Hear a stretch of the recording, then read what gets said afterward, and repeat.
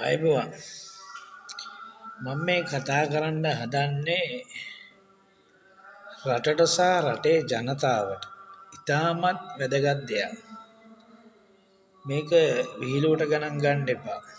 සාමාන්‍යයෙන් අපේ රටේ වර්ග කිලෝමීටර් 65200 ගණන්ක තියෙන ඒක තමයි මම හිතන ප්‍රමාණය.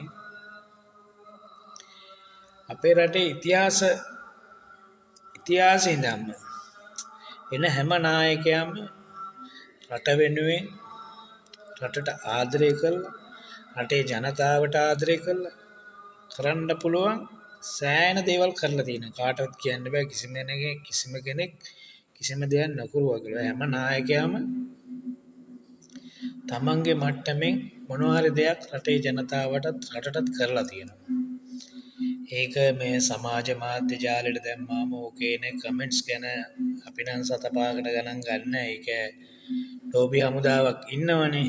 ඒගොල්ලෝ පඩි අරගෙන ඒගොල්ලන්ගේ ජොබ් එකනේ කමෙන්ට් එකක් දාලා කියන්නේ නිතරම පරුෂ වචන වලින්ම ආමන්ත්‍රණය කරලා කමෙන්ට් දාලා රට වෙනුවෙන් වැඩක් කරපු මිනිස්සුන්ට අපහාස කරන එක ඒ ලෝබි හමුදාවේ රාජකාරිය.